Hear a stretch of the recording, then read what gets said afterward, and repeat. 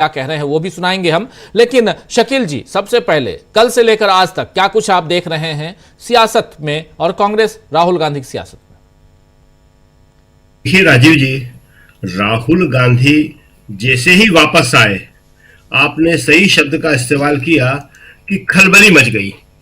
अभी तक लोग ये सोच रहे थे कि राहुल शायद दिल्ली के अंदर अब ज्यादा सीरियस चुनाव प्रचार नहीं करेंगे, लेकिन राहुल ने आज आते ही पटवारगंज में अपनी पहली सभा में ही जिस तरह अरविंद केजरीवाल पर हमला किया, उससे उन्होंने बता दिया कि वो नरेंद्र मोदी और अरविंद केजरीवाल दोनों को एक साथ रख के देख रहे हैं और कांग्रेस को दिल्ली में मजबूत करने के लिए वो कोई कसर उठा के नहीं छोड़ेंगे।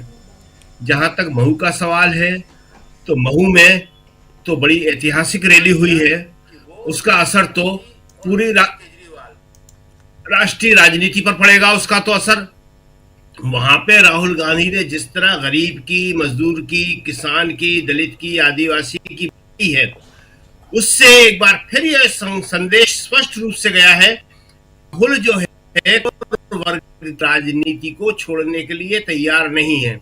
उन पर चाहे जितने हमले किए जाए, चाहे जितने आरोप लगाए जाए, लेकिन राहुल जो है इस बात को साबित करके रहेंगे कि इस देश में जिसकी जितनी आबादी है उसको उसी हिसाब से उसका हक मिले।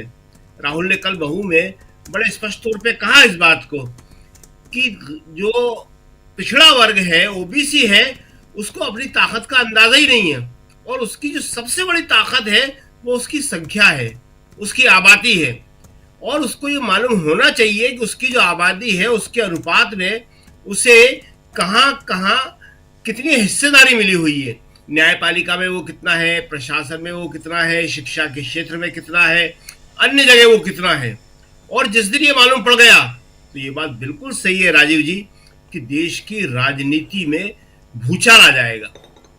अभी तक एक इंप्रेशन ये दिया जाता है कि जो ओबीसी वर्ग है उसको सामाजिक न्याय मिल गया है, उसको जो चाहिए था वो मंडल के जरिए दे दिया गया है, लेकिन ये सच्चाई नहीं है। मंडल के जरिए तो उसे नौकरी में एक बहुत छोटा हिस्सा दिया गया था, और इसी तरह शिक्षा में उसके बच्चों को आरक्षण के जरिए एक बहुत छोटा हिस्सा दिया गया था। अब राहुल यही बात कर रहे हैं कि 50% कैप आप जब तक नहीं हटाओगे तब तक ओबीसी को उसका पूरा हक नहीं मिलने वाला है। और जो सबसे बड़ी बात यह है वो कि ओबीसी अभी तक इस बात को समझा नहीं है कि उसके हक क्या है, उसके अधिकार क्या है, उसकी संख्या कितनी है। इसीलिए वहां जीतू पटवारी ने, जो प्रदेश कांग्रेस के अध्यक्ष हैं, नए अध्यक्ष बने हैं मध्य प्रदेश के, उन्होंने ये वादा किया और बड़ी बात कही उन्होंने कि सरकार करवाए या नहीं करवाए राहुल जी, मैं आपके सामने कांग्रेस की तरफ से जातिवार विवरण जो है रख दूंगा।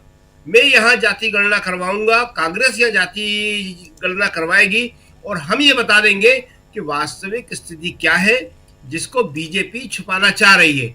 और ये बहुत बड़ी सच्चाई है कि जिस दिन ये मालूम पड़ गया उस दिन देश की राजनीति पूरी तरह बदल जाएगी। आप देखिए कि पिछले कुछ समय से, या कहना चाहिए कुछ सालों से, करीब 3 साल होगा इस बात को, राहुल एक ही इशू को लेकर घूम रहे हैं। जाति गणना, संविधान की सुरक्षा, संविधान की महत्ता, और 50% का जो कैप है उसको हटाना। तो ये जो सारी की सारी चीजें हैं, ये देश की राजनीति में एक ऐसा परिवर्तन लाने वाली है जिसकी किसी ने कल्पना नहीं की थी।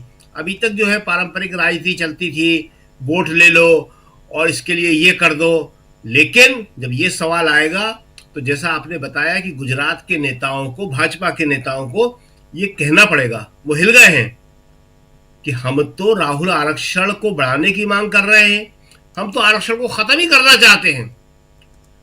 ये जो प्रतिक्रिया उनकी आई है ये राहुल के सक्रियता से ही आई है, और ये प्रतिक्रिया बहुत गंभीर है।